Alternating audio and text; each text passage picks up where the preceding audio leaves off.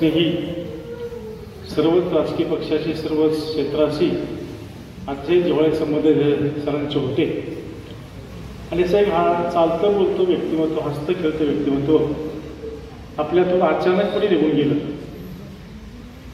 आणि त्यामुळे निश्चितपणे आपल्या सर्वांच्याच मनामध्ये आणि विशेषतः या तालुक्यातल्या सर्व सामान्य जनतेच्या मनामध्ये एक त्यांच्याविषयी फार मोठी हळहळ व्यक्त केली जाते. एक सच्चा पत्रकार, एक सर्वसामान्यांसाठी झगडणारा, सर्वसामान्य प्रश्न पोटतिडकीने मांडणारा असा आपला माणूस कोणतरी आपल्यातून निघून गेला, अशी भावना आपल्या सर्वांच्या प्रत्येकाच्या मनामध्ये निश्चितपणे आहे. खरं तर सरला मी गेले 25-30 वर्षापासून ओळखतो, परंतु ज्यावेळेस 9 साली विधानसभा निवडून आली आणि मी लोकप्रतिनिधी म्हणून निवडून आलो, त्यानंतर मात्र सरांशी अधिक जवळची संबंध दिली. त्याच्यापूर्वी मी कॉलेजला असताना त्यांना ओळखायचो, त्यांची तालुक्याचं नाव होतं, काही ठराविक पत्रकार नेता साहेब होते, ज्येष्ठ टाकायचे, त्यांचंही नाव घेतलं जात होतं. आणि नंतर मागच्या 15 वर्षामध्ये अधिक स्नेह जुळला, सातत्यानं फोनवर आमची चर्चा होत असायची. जे काही तालुक्यातले प्रश्न असतील ते प्रश्न सातत्याने ते आमच्यापुढे सांगायचे, ते त्यांच्यापर्यंत काय प्रश्न सोडून घ्यायचे, आम्हाला काही सांगायचे, विधानसभेत काय मांडलं पाहिजे याचीही चर्चा सातत्यानं होत असायची. मेहता असू द्या, आमचे मोहिते सर आहेत, वेलकाय सर असतील, सगळेच पत्रकार, बापूराव जगताप, सगळेच दादाचं चोरवले, सगळेच नावं घेत आणि सगळेच आपले रणवले, सगळेच नावं घ्यायचे. त्यामुळं सगळेच जे पत्रकार त्यांच्याची बातचीत व्हायची. रमेश आनंद सरांचं एक वेगळंच वैशिष्ट्य होतं. ते आपल्या माहिती स्वतः ते प्राध्यापक होते, म्हणजे काही का प्राध्यापक म्हणून काम केलं आणि त्यानंतर त्यांनी प्राध्यापक क्षेत्रामधला भरपूर पैसा मिळवता येतो, भरपूर आपल्याला नाव होतं, परंतु नोकरी अतिशय चांगली. त्यांनी केवळ आपल्याला सर्वसामान्य प्रश्न सोडता येणार नाहीत म्हणून त्यांनी प्राध्यापकाची नोकरी सोडली आणि या पत्रकारिता क्षेत्रामध्ये त्यांनी स्वतःला झोकून दिलं आणि झोकून देऊन त्यांनी अतिशय मनापासून त्यांनी या पत्रकार क्षेत्रामध्ये काम केलं. पत्रकार आपल्या तालुक्याचा पत्रकार इतिहास बघितला अतिशय चांगला आहे. म्हणजे कॉम्रेड म्हणजे हरिभाऊ निंबाळकर साहेब असतील, त्यांच्या तर आमचे वेलकाय सर आहेत, मेहता साहेब आहेत, सगळेच आलावसर असतील, म्हणजे भांबुरे साहेब आहेत आणि सगळ्यांना सर्वच नावं घेतली, जे मोहिते सर आहेत. हे सगळ्याबद्दल पत्रकारितेचा आपण जर वारसा बघितला तर निश्चितपणे आपल्याला या फलटण तालुक्याच्या पत्रकारिता वारसा अतिशय चांगला समर्थ आहे. सरांचं वेगळं वैशिष्ट्य होतं की पत्रकारिता दर्जा त्यांनी कधी ढासळू दिला नाही. जे पत्रकार म्हणून जो काही समाज आपण पत्रकारितेच्या दृष्टीनं बघतो, ज्या नजरेनं बघतो, त्याच्यामध्ये कुठंही पत्रकार म्हणून त्याचं अवमूल्यन कधी त्यांनी केलं नाही, तो होऊ दिलं नाही. हे पत्रकार म्हणून दर्जा असतो तो दर्जा त्यांनी नेहमी सांभाळला, अतिशय दर्जेदारपणे त्यांनी काम केलं.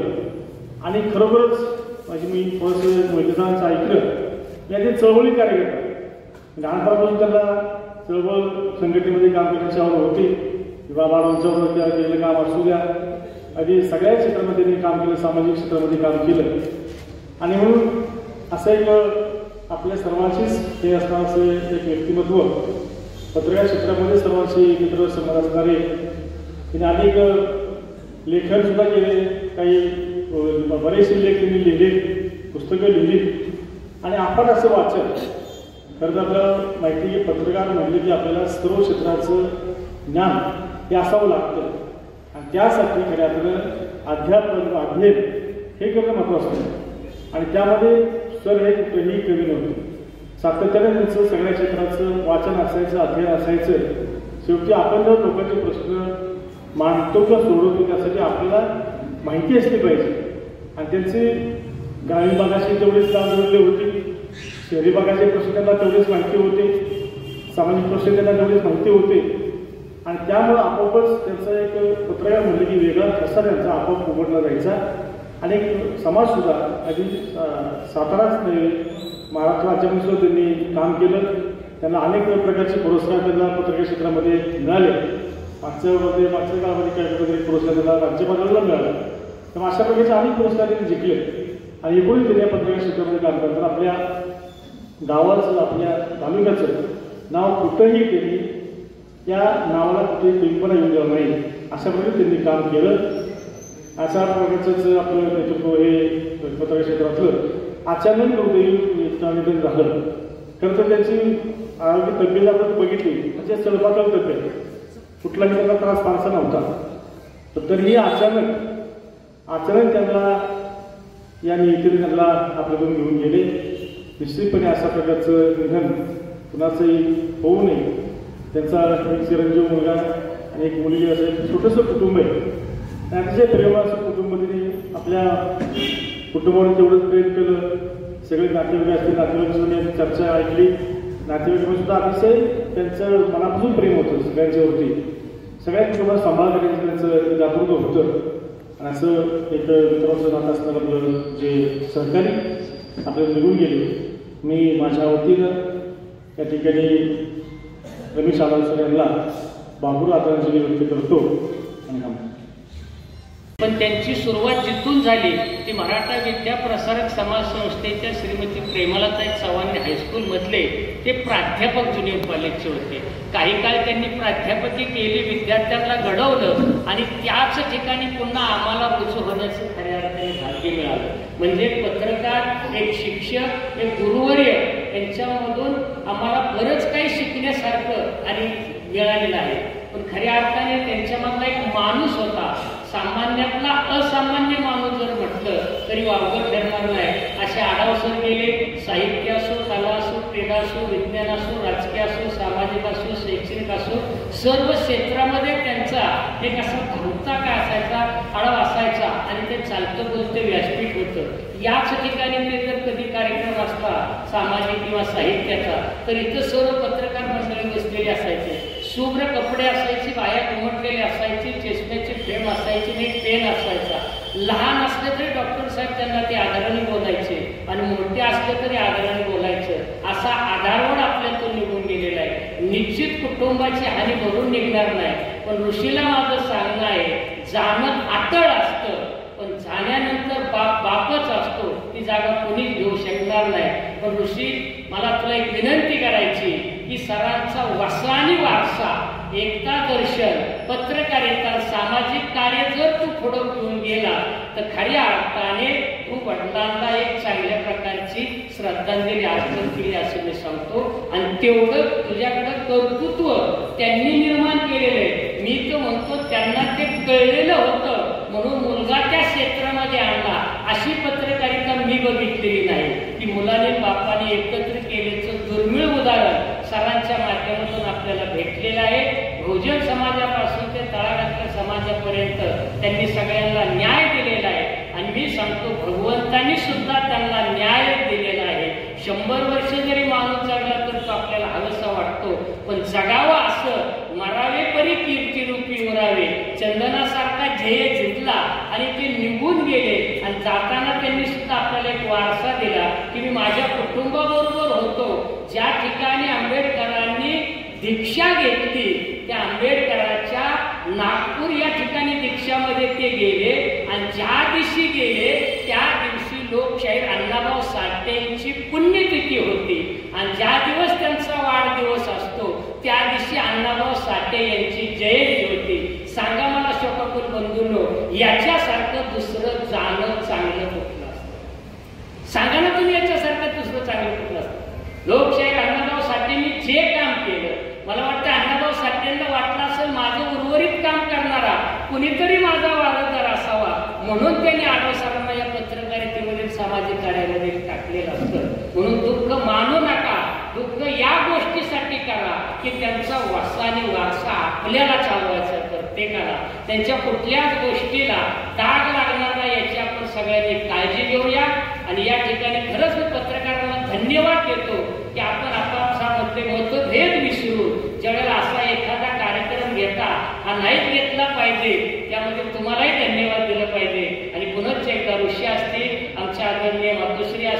संपूर्ण आढाव परिवार असेल यांना भगवंत त्या दुःखातून सावरण्याची निश्चित ताकद देणार आहे. आणि कधी जर तुम्ही आढाव सरांच्या घरी गेला तर गेल्या जर तुम्हाला काय दिसत असेल तर पुस्तकाची श्रीमंती दिसते, आंबेडकरांची प्रतिमा दिसते, बुद्धांची प्रतिमा दिसते. मला वाटतं ही आपली खरी जगण्याची दैवत आहेत.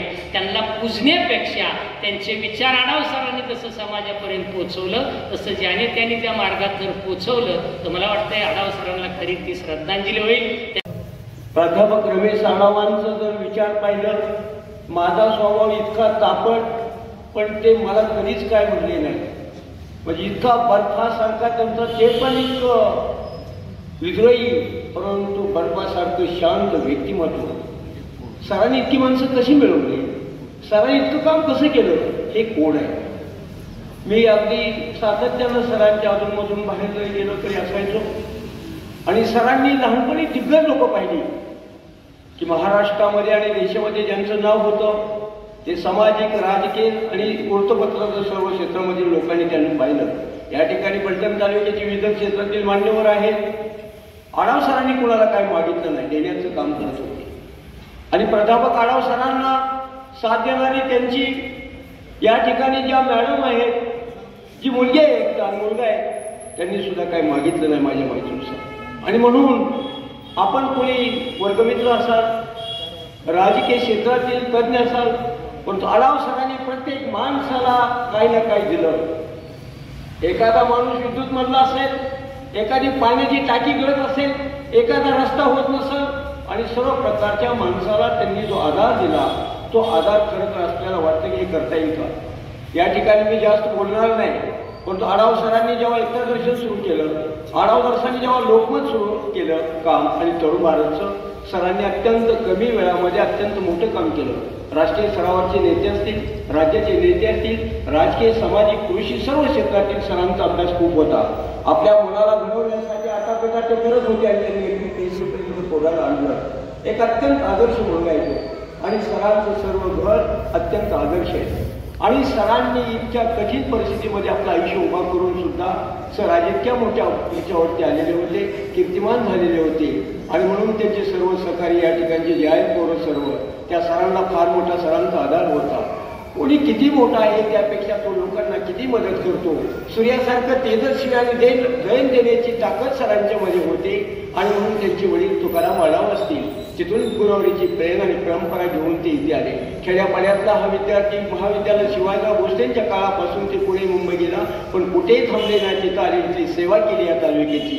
पुढील काळामध्ये आढाव सरांचं या तालुक्यामध्ये वृत्तपत्रामध्येच नव्हे, राजकीय क्षेत्रामध्येच नव्हे, कृषीमध्येच नव्हे, झोपडीतल्या सर्वसामान्य माणसाचा आधार गेले. कारण मी पाहत होतो की पत्रकार काय असतात, नेते काय असतात, पण प्राध्यापक रमेश आढाव शुद्ध चारित्र्याचे, अत्यंत पांढरे शुभ्र जसे कपडे होते तसं त्यांचं शुभ्र मन होतं. आणि म्हणून बुद्धांना, बाबासाहेब आंबेडकरांना अनुसरून ते जीवन जगत होतं. त्यांच्या जीवनामध्ये, त्यांच्या विचारामध्ये त्यांची प्रेरणा घेऊन तितका सुंदर तेजस्वी हा गुणवत्ता सुपुत्र महाराष्ट्राचा सुपुत्र होऊ शकले. आणि म्हणून आढाव सरांच्या बाबतीमध्ये त्यांना लेखन करायची गरज नव्हती. स्तंभलेखन काय असतं, अग्रलेख काय असतो, कथा काय असते, कविता काय असते, बोधकथा काय असते, तालुक्यातले सगळे जे प्रश्न काय त्यांना माहीत होते. शहरातल्या गावागावातलं, घराघरातलं, गल्लीगल्लीतलं सर्व दुःख त्यांना माहीत होतं. ते लेखणीमधून मांडत होते. बाबासाहेब आंबेडकरांनी लेखणीमधून सगळं मांडलं. आढावसाहेब न जास्त बोलता सर्व लेखणीमधून मांडत होतं. पोलीस स्टेशन असेल, न्यायालय असेल आणि राजकीय नेते असतील, सर्वांना लेखणीमधून ताकद दाखवत होते. मेहता सर असतील आणि सर्व या ठिकाणचे उपस्थित नवीन पिढी तयार झालेले पत्रकार असतील, हे सगळे सरांच्या भोवती येत होते. मला असं विचार करायचं, मी पुणे मुंबईला उगाच जातोय, या माणसानं इथं जीवन उभा केलं आणि कितीतरी काम केलं. आणि म्हणून खूप गावांना गेला म्हणून काय मोठा होत नाही, तर जाग्यावर बसून मोठं काम करणं अत्यधिक भव. बुद्धांनी सांगितलेला प्रकाशमान, स्वतः प्रकाशमान, इतरांना प्रकाश देण्याचं काम आपण करू शकतो. कोणती पदन, कोणती डिग्री यापेक्षा आढाव सरांनी कधी थकलेले मी पाहिलेले नाही. खरं तर ते थकलेले होते, पण थकलेले असताना सुद्धा हसत हसतच स्वीकार करायचे. मला तर मी सातत्याने गेले 35-40 वर्षाचा सहज होता. मी कुणी मोठा नाही, पण एक चांगला वाचक आहे. आणि म्हणून आढाव सरांना मी सर्व आपण फलटण शहर तालुक्याचे पत्रकार सर्वांनी आपण त्यांना आदरांजली या ठिकाणी मी त्यांना वाटतो. आणि आपण हा अत्यंत त्यांचा त्या संपूर्ण खाली जवळपास 700 पोती आणि 800 पोती धान्य गोळा करण्याचा उपक्रम राबवला होता. त्यावेळेला त्यांची जी धडपड मी पाहिली होती. त्यानंतर महाविद्यालयामध्ये आंबेडकरांचं जन्मशताब्दीचं वर्ष आणि महात्मा फुलेंचं 150वं वर्ष हे करण्यासाठी मग आम्ही एक कमिटी निर्माण केली आणि कमिटीच्या माध्यमातून एक वर्षभर 12 व्याख्यानं आम्ही त्या जन्मशताब्दी वर्षानिमित्त आयोजित केली. त्यांची सर्व जबाबदारी फलटण तालुक्यातली जी आंबेडकरवादी चळवळीत काम करणारी जी मुलं होती त्याच मुलांची कमिटी केली आणि मग त्यातून जो सुधीर आयवडे सारखा किंवा आमचा काकडे नावाचा एक शिक्षक होता, सोनवणे नावाचा एक विद्यार्थी होता, रमेश आढाव, मग सातत्याने पुढे संपर्क येत राहिले. काम चालूच असतं सगळ्यांचं. पण दुर्दैव एवढं मोठं होतं की प्राध्यापक म्हणून नोकरीला लागलेला 0 बजेटमध्ये ती नोकरी सुटली, कारण भरतीला परवानगीच नाही आणि गुलवऱ्याचं हायस्कूल होतं ते विनाअनुदानित होतं. तिथं पगार मिळण्याची शक्यताच नव्हती.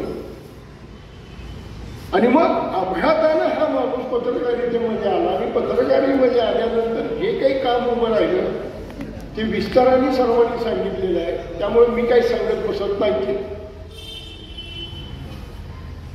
परंतु ज्या ज्याला आमची भेट व्हायची, मी जर त्यांना सर म्हटलं तर ते माझ्या वैतागायचे. मी फलटणमध्ये एक तरी माणूस असा म्हणजे ठेवलाय मी की ज्यांनी मला नावाने हाक मारावा असो. बाकी सगळे त्यांना आडावसर नाडावसर करायचे आणि मी मुद्दाम त्यांना मग सर म्हटलं की ते चिडायचे आणि मग मला म्हणायचे तुम्ही मला रमेश म्हणून जा. आणि मग प्रत्येक वेळी मग रमेश म्हणून मी त्यांना नाव म्हटलं सगळ्या समाजात बरोबर दिसत नाही. नाही म्हणे मी तुमचा विद्यार्थी आहे, शेवटपर्यंत विद्यार्थी राहणार. मी हा जो स्वभाव जो माणसाचा स्वभाव असतो तो स्वभाव कधी त्यांच्याकडे बातमी मला द्यावी लागली नाही. बाबा हे मला छापून आणायचं आहे. कधीतरी कॉलेजमध्ये यायचे, चर्चा करायचे. चर्चा केल्यानंतर 2-4 दिवसात कुठेतरी एखादी बातमी फ्लॅश झालेली असायची.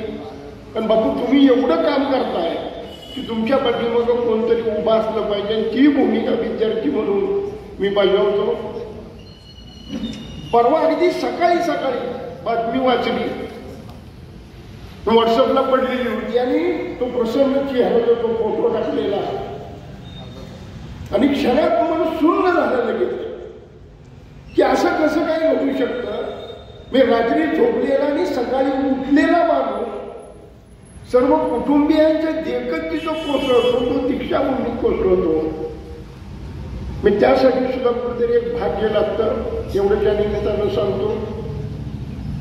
म्हणणं सोपं आहे की पोकळी भरून निघणार नाही वगैरे सगळं, पण ते कुटुंबाला जे आहे ते सोसावं लागतं. मरे एक त्याचा तुझा शोक आहे, अकस्मात तोही पुढे जात आहे. सगळ्यांनाच आपल्याला जायचं आहे त्या वाटेवरून. तर कुटुंबियाला ताकद मिळाली.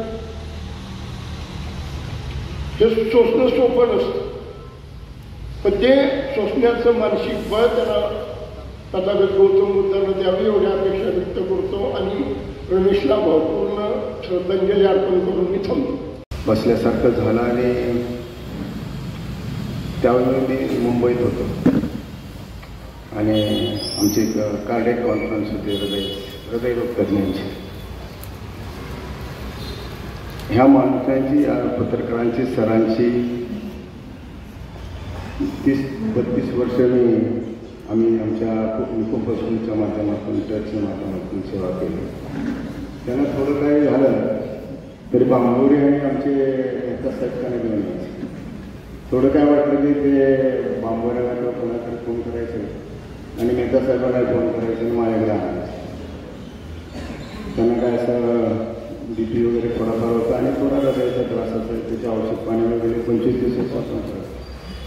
पण तो एकाएकी त्यांना असा एवढा जोराचा झटका येईल आणि त्यांचा it was a really shocking. म्हणजे काही गोष्टी मला आमच्या सरांची आठवण झाली त्यावेळेस. आपल्या सर्वांनाच माहीत असेल डॉक्टर विवेक मानकेचा मुंबईमध्ये म्हणजे ज्यांनी स्वर्गीय बाळासाहेब ठाकरेवरती बायपास सर्जरी केली होती. त्यांना सुद्धा असाच एकाएकी झटकाला वयाच्या 53 म्हणजे ज्यांनी हृदयाचं शस्त्रक्रिया केलं. म्हणजे हे सगळ्या विद्युतीत गोष्टी असतात असं मला थोडंसं आपल्याला सांगावं असं. सायन्स आहेच आहे, तर त्याच्याबरोबर अध्यात्मसुद्धा असतं.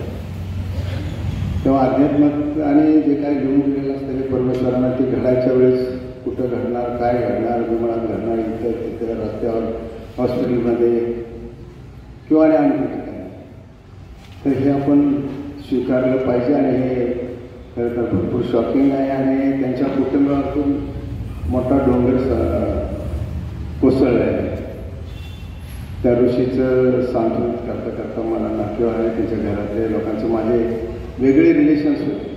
मी त्यांचा नसता हृदयरोग तज्ञ किंवा कार्डिओलॉजिस्ट किंवा फिजिशियन नव्हतो, तर मी त्यांचा एक फॅमिली डॉक्टर होतो. त्यांच्या घरातला एक वेगळा घरातलाच एक माणूस अशा पद्धतीने मी त्यांच्याशी आमचे संबंध जोडले गेले होते.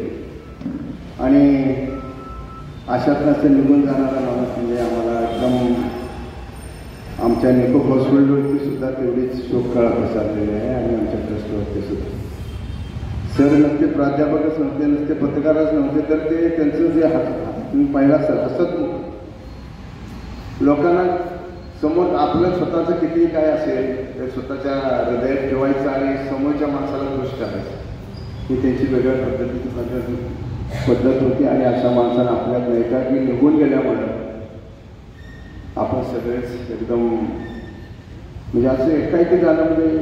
आणि त्यांचं जे पुढचं कार्य आहे ते पत्रकार सर्व आणि त्यांचे प्राध्यापक बंधू सगळे निश्चितपणे करतील. आणि आमचाही त्यांना निश्चितपणे साथ राहील. आमच्या या निकोप हॉस्पिटलतर्फे आणि कृष्णाबाई मेडिकल रिसर्च फाउंडेशनतर्फे आणि आमच्या डॉक्टर असोसिएशनतर्फे, ब्लड बँकेतर्फे सर्वांच्या तर्फे मी त्यांना भावपूर्ण श्रद्धांजली वाहतो. त्यांच्या आत्म्यात चिर शांती लाभो हीच परमेश्वरचरणी प्रार्थना करतो. आणि त्यांच्या कुटुंबिया वाटतो मी त्या कुटुंबाचा एक घटक आहे पद्धतीने इथून पुढे सुद्धा त्यांना नेहमीच आमचं सहकार्य राहील असं मी सांगतो इच्छितो. थांबतो. दादा चोरमले सर. मी अडल सरांच्या विषयी जुन्या थोडक्यात गोष्टी सांगत आहे. ज्यावेळेस ते इथं आले फलटणमध्ये, शिक्षण बोलणं आमचं सतत चालू राहायचं. ओळख असल्यानंतर आमचे नातेवाईकच आहेत. आणि नंतर इथे माझ्या भावाची चुलत भावाची मुलगा त्यांच्या मुलीशी लग्न होतं. त्यावेळेस मी त्यांना बोलले. ते मला म्हटले मी करणारच आहे. त्यावेळेस मी माझ्या भावाला चुलतीला बोलले त्यांची इच्छा आहे तर करून द्या. आणि मी त्यांना बजावलं चांगलं सांभाळायचं, चांगलं राहायचं. आमचं वारंवार बोलणं राजकारणातून व्हायचं. एक वेळ असा प्रसंग आला की माझं दुकान 74ला जळल्यानंतर त्यांनी माझं पेपरमध्ये पत्रकार म्हणून माझी गाठ घेतली आणि मला म्हणली मी असं करणार आहे. त्यांनी माझी बातमी छापली पण ती बाहेर पडली नाही. काही कारणामुळे झाली असेल ते मला माहीत नाही. मी सरांना म्हटलं तुम्ही बातमी टाकली होती, म्हणजे हे राजकारण वाईट आहे, बातमी टाकता आली नाही. ठीक आहे असं. त्यानंतर अनिल अवचट, बाबा आढाव,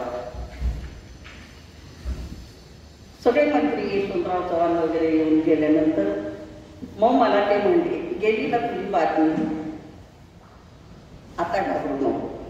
ठीक आहे. खूप सांत्वन केलं त्यांनी. आणि आमच्या तळागाळातल्या लोकांशी त्यांचं सतत लक्ष असायचं. तळागाळातल्या लोकांच्या सांत्वन बोलणं, राजकीय असो घरगुती असो कुठल्याही विषयावर जरी असले तरी आवर्जून गाठ घेणार आणि बोलणार त्या विषयावर, त्या घराचं सांत्वन करणार. त्यांनी त्यांचा परिवार खूपच सुंदर, सुशिक्षित, संस्कारिक, मुलांनाही संस्कार चांगले घडवले, मुलेही शिकली सवरली. आता परवा मला काय की मी त्यांची भेट घेतली होती, त्याच्या अगोदरच 8 दिवस झालं होतं.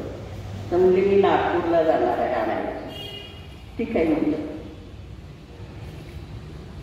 त्यानंतर मला माहीत नव्हतं गेलेले, पण आल्यानंतर परवा असं कळलं एक हे व्हायच्या अगोदर की एक्सपायर्ड झाले. मला कसं तरी झालं. म्हटलं काय झालं? आम्ही 8 दिवसापूर्वी बोललो की काय झालं? त्यांचा आजार काय होता? खरं तर असं व्हायला नको होतं. त्यांचं समाजावरही लक्ष होतं, तळागाळातल्या लोकांच्याकडेही लक्ष होतं आणि आवर्जून जर काय घडलं तर त्या लोकांची भेट घेणार, त्यांचं सांत्वन करणार आणि व्यवस्थित मार्गदर्शन करणार. ते गेलेले दुःख खूप झालं आणि मी परवा त्यांच्या सासूबाईंनाही बोलले असं व्हायला नको होतं, पण त्यांचंही सांत्वन केलं, भेटले त्यांना आणि खूपच त्रास करून गेल्या होत्या. म्हणलं करून घ्यायचं नाही.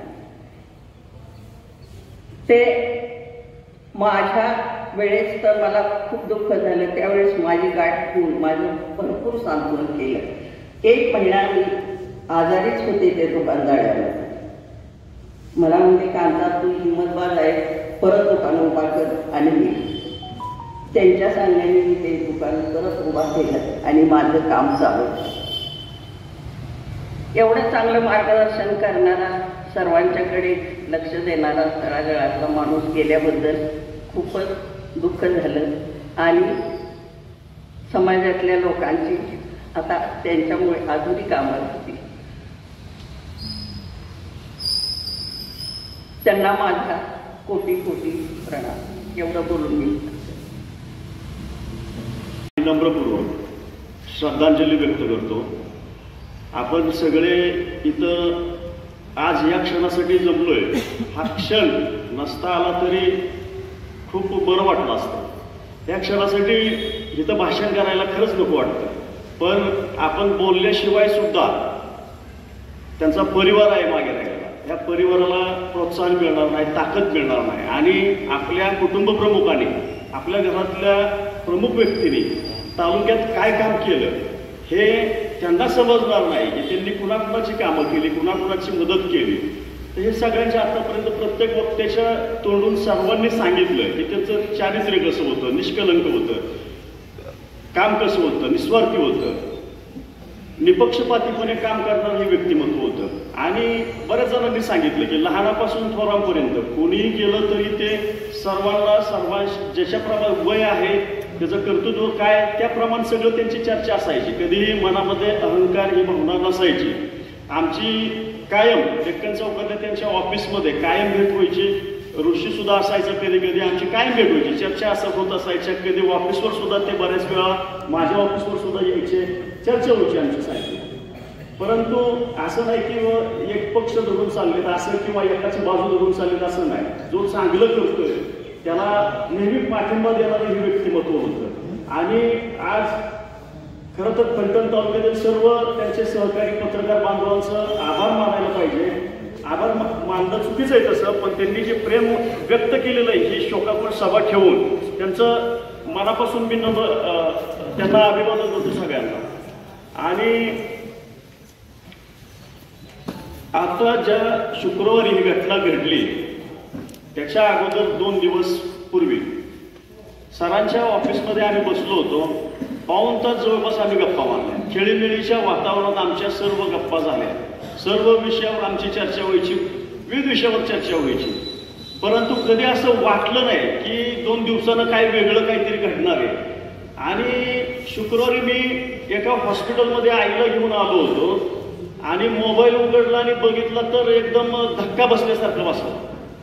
म्हणजे कधी काय जगात होऊ शकतं सांगता येत नाही. कधीच ही झालेली एक्झिट, त्यांची झालेली एक्झिट पूर्णपणे फलटण तालुक्याला चटका लावणारी एवढं 100%. त्यांचं कार्य बघितलं तर एकदम निस्वार्थीपणे होतं, सगळ्यांनाच माहिती आहे. कधी आम्ही तहसील कार्यालयात गेलो तर ते तहसील कार्यालयात सुद्धा असायचे. तिथं तहसीलदार त्याच्याकडे कोण माणसं आलेली असायची, मी बघायचो तहसीलदारांपुढे ते त्याची त्या आलेल्या व्यक्तीची बाजू मांडायची, त्याच्यावर कसा अन्याय झाला, काय झालं, त्याला कसा न्याय मिळावा. कुठे पत्रकारिता त्यांची चालूच होती, त्यातूनही ते न्याय देत होते. त्यांच्या ऑफिसला सुद्धा ज्यावेळी आम्ही बसायचो त्यावेळी तिथं माणसं येत असायची की आमचं हे काम होत नाही, आमचं ते काम होत नाही. तर असे जे व्यक्तिमत्व आहे घेण्यासारखं भरपूर आहे. आता गेटमधून ज्यावेळी येत होतो मी त्यावेळी ऋषीची भेट झाली, 1-2 मिनिटांनी चर्चा केली, पण ऋषीच्या बोलण्यातून आलं थोडंसं थरथरतोय म्हटले मी पूर्णपणे. म्हणजे ह्या असा कार्यक्रमाला नको म्हणजे आज माझ्या वेळ आली, माझ्या वडिलांची शोकसभा आहे, इथूनपर्यंत मागे भरपूर शोकसभा अटेंड केल्या, परंतु ह्याला थोडंसं मला थरथरल्यासारखं वाटतंय. परंतु थरथरून जमत नाही, थोडं 2 अश्रू ठीक आहे, पण परत कणखरच राहावं लागतं. आणि जे आपल्या वडिलांनी आपल्या कामातून या तालुक्याला प्रेरणा मिळेल असं काम केलेलं आहे, तिथून पुढे तुमची लाईन सुरू झाली पाहिजे.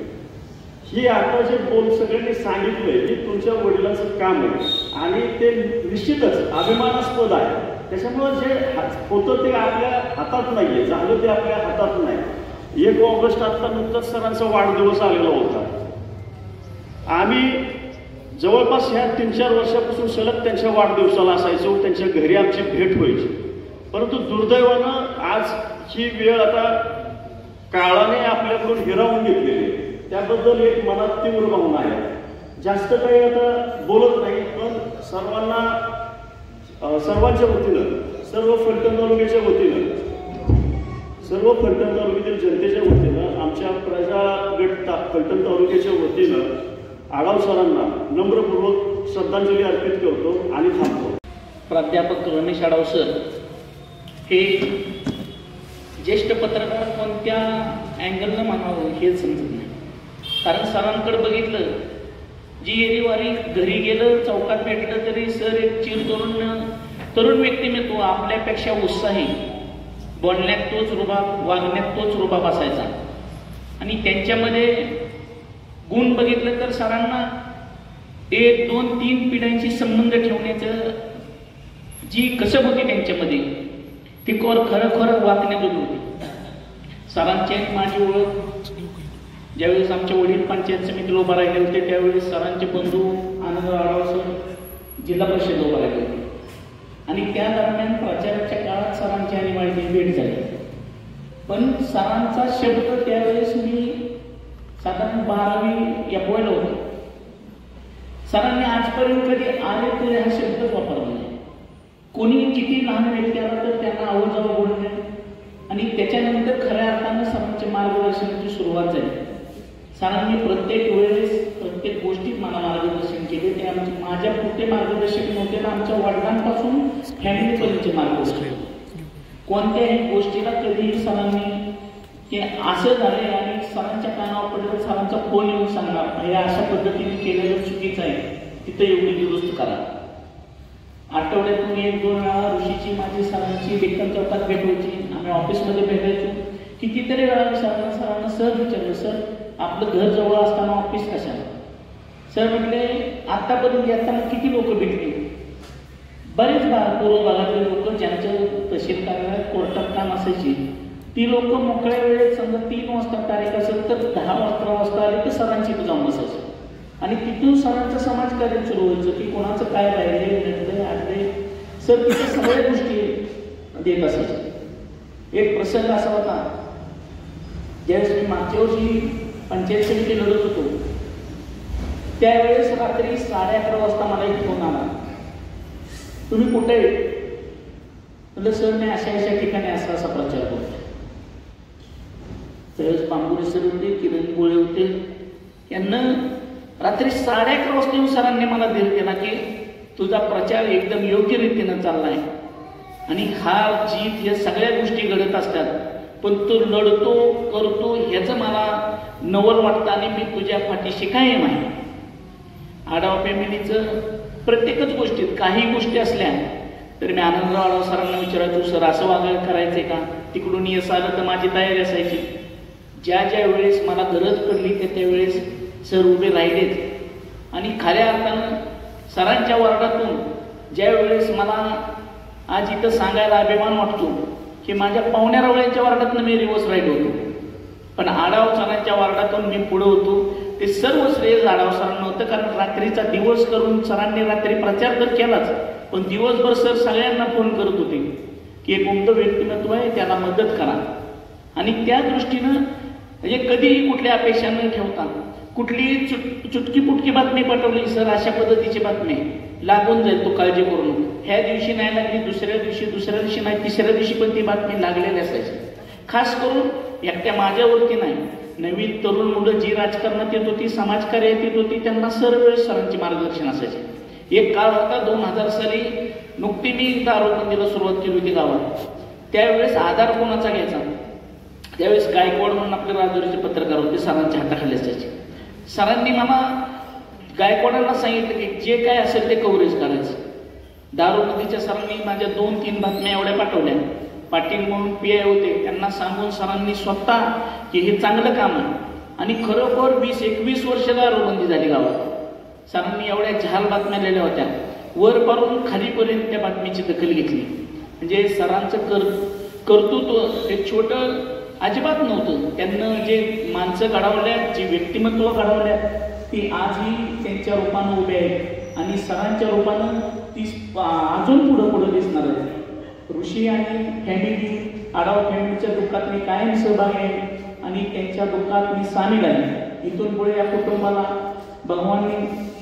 भगवंतांनी असेच उभं राहण्याची ताकद देऊ, त्यांना या दुकानातून सावरण्याची शक्ती देऊ, एवढ्याच भावना व्यक्त करतो. थांबतो. जय हिंद, जय महाराष्ट्र. लढायला शिकवलं असे आमचे मार्गदर्शक ज्येष्ठ पत्रकार रमेश आढाव सर यांना प्रथमतः या ठिकाणी भावपूर्ण श्रद्धांजली. ज्यावेळेस आमची चळवळीची सुरुवात झाली त्यावेळेस प्रथमतः सरांकडून काही गोष्टींचं म्हणण्यापेक्षा सर्वच मार्गदर्शन सरांच्या माध्यमातून आम्हाला मिळालेलं. निवेदन कसं लिहायचं, लढायचं कसं, बोलायचं कसं, निर्भीडपणे कसं वागायचं, ही शिकवण आम्हाला खऱ्या अर्थाने रमेश आढाव सर यांनी दिली. 2009ला प्रथमतः भारतरत्न डॉक्टर बाबासाहेब आंबेडकर सांस्कृतिक भवनामध्ये ज्यावेळेस सरांचा एक कार्यक्रम बघितला होता, तेव्हापासून म्हणजे सरांचा फॅन झाल्यासारखं मला वाटत होतं की आपल्यालाही काही ना काहीतरी समाजासाठी असेल किंवा लोकांसाठी असेल, त्यांच्यासाठी असेल, जे पीडित आहेत त्यांच्यासाठी, त्यांच्या बाजूला लढण्यासाठी सरांची प्रेरणा घेऊन आपण या ठिकाणी काम करावं अशी माझ्या मनामध्ये ऊर्जा निर्माण झाली. आणि खऱ्या अर्थानं आज थोडं का होईना सरांचे काही अंश घेऊन या ठिकाणी आम्ही चळवळीमध्ये काम करतो.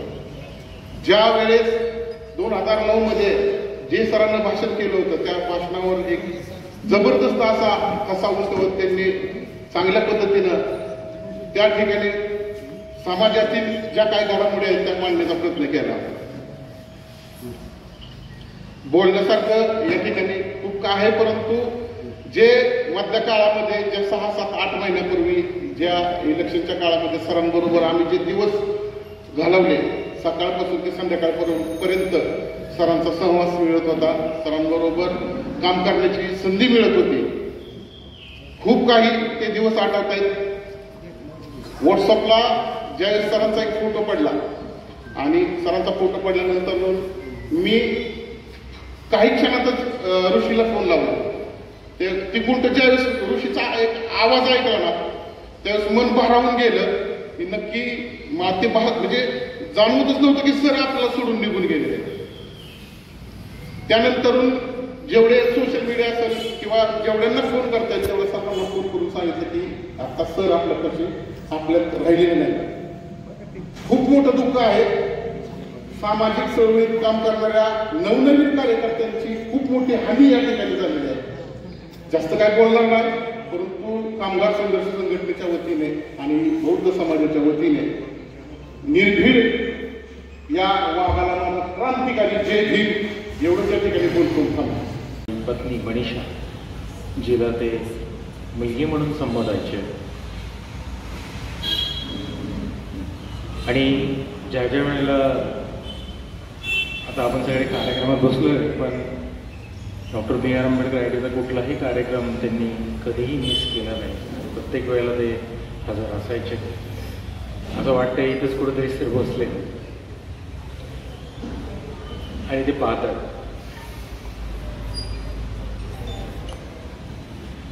जायच्या अगोदर 2च दिवस केबिनमध्ये आले होते. म्हणले चेकअपला आलो आहे. म्हटलं सर काळजी घ्या. आणि दुसऱ्या तिसऱ्या दिवशीच बातमी समजली. काय करावं, काय बोलावं, काय कळतच नव्हतं. तर एक छोटीशी आठवण सांगतो आणि थांबतो, कारण शोकाकुल आपण सगळेच आहोत. त्यांच्यावर प्रेम करणारे इथं बसलेले सगळेच आहात म्हणून आपण सर्वजण इथं आहात. ज्या ज्या वेळेला कार्यक्रम द्यायचे त्यातून मी एकच विचारायचं, जसं तुम्ही एवढे आनंदी सगळ्यांना 24 तास मदत करण्याची तुमची ही कला ॲक्च्युली कुठून आली आहे? एवढं सपोर्ट कसं होतं? त्यांनी हे कसं मला सांगितलं, माझ्या पाठीशी माझी पत्नी आहे म्हणून मी हे सगळं करू शकतो, समाजासाठी मी काम करू शकतो.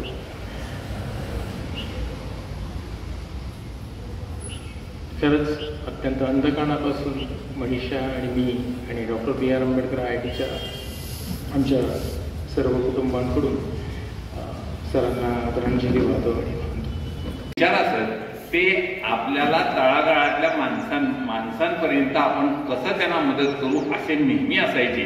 आणि आणखीन एक म्हणजे त्यांचं नेहमीच सांगणं असायचं की सर तुम्ही जी माझ्यापाशी मतं मांडता ती मतं तुम्ही लिहून पाठवा, म्हणजे आपण त्याला प्रसिद्धी देऊ. परंतु लिखाणाच्या बाबतीत मी जरा आळशीच होतो, परंतु त्यांचं लिखाण मात्र खूप नेटकं असायचं. आणि असा एक चांगला स्वच्छ पत्रकार म्हटलं तर फारसं वावगवणार नाही. कधीही त्यांच्या कपड्यावर डाग पडला नाही, पण त्याच्यापेक्षा त्यांनी त्यांच्या कामावर कधी डाग पडून दिला नाही. असा एक पत्रकार आपल्यातनं हरपलेला आहे. आजच्या तरुण मुलांनी त्यांच्यापासून प्रेरणा घेऊन अशा प्रकारची पत्रकारिता माझ्या हातनं करता येईल का, अशा पद्धतीचा विचार करावा अशी अपेक्षा व्यक्त करतो. आणि मी माझ्या वतीनं त्यांच्या कुटुंबियांच्या दुःखात सहभागी होतो. आढाव सरांचा आमचा पत्रकार क्षेत्रामध्ये तसा गेल्या 20-25 वर्षांचा संबंध होता. आढाव सर म्हणजे सतत हसतमुख असणारं व्यक्तिमत्व आणि सर्वांना बरोबर घेऊन जाणारं व्यक्तिमत्व होतं. आणि पत्रकार क्षेत्रामध्ये नव्हे तर त्यांचं कार्य शैक्षणिक क्षेत्रामध्ये सामाजिक क्षेत्रामध्ये अतिशय चांगलं काम होतं. आणि त्यांनी आपल्या कामामधून एक आगळावेगळा ठसा सर्व समाजामध्ये उमटवला होता. असा एक उमदा पत्रकार आपल्यापासून निघून गेला याचं खरं तर सर्वांनाच दुःख आहे. आणि या दुःखातून सावरण्याची शक्ती परमेश्वराने त्यांच्या कुटुंबियांना द्यावी. त्यांच्या दुःखामध्ये आम्ही सर्वजण सहभागी आहोत एवढंच या निमित्ताने बोलतो आणि थांबतो. जय हिंद जय महाराष्ट्र. संतोष. आढाव सरांचा माझा गेले 25-30 वर्षांपासून माझे ऋणानुबंध होते. त्यांच्या कुटुंबाशी, कृषी असेल सगळ्या कुटुंबाशी माझे संबंध होते. केवळ पत्रकार मित्र म्हणूनच नव्हे तर वैयक्तिक सुखदुःखात सहभागी होणारा, गप्पा गोष्टी करणारा आणि सतत हसरा चेहरा घेऊन सगळ्यात मिळून मिसळून राहणारा पत्रकार म्हणून आढाव सरांची ख्याती होती. आणि म्हणून गेल्या 25-30 वर्षात अतिशय चांगल्या प्रकारची दृढ मैत्री माझी आणि आढाव सरांची होती. प्रत्येक वेळेला ज्या वेळेला सरांना काही अडचणी यायच्या, माझा काही सल्ला पाहिजे होता, दोघांच्यामध्ये सल्ला मसलत चालायची आणि योग्य सल्ला आणि योग्य मार्गदर्शन त्यांच्याकडून मला मिळायचं. परंतु आता अतिशय जुन्या काळातले अनेक ज्येष्ठ पत्रकार होते, त्यामध्ये आढाव सरांचा एक चांगला संबंध तालुक्यातील सर्व राजकारणी नेत्यांशी, पुढाऱ्यांशी, सर्व पक्षाच्या लोकांशी आणि सर्वसामान्य लोकांच्या मध्ये सतत हसत खेळत वावरणारा म्हणून आढाव सरांची एक चांगली ख्याती होती. यापेक्षा अधिक काही न बोलता मी व्यक्तिगत माझ्या कुटुंबियाच्या वतीनं आणि फलटण तालुक्यातील सर्व आम जनतेच्या वतीनं मी आढाव सरांना भावपूर्ण श्रद्धांजली अर्पण करतो आणि त्यांच्या कुटुंबियांना या अतिशय फार मोठ्या दुःखातून सावरण्याची संधी मिळावी एवढीच ईश्वरचरणी प्रार्थना करतो आणि थांबतो. धन्यवाद.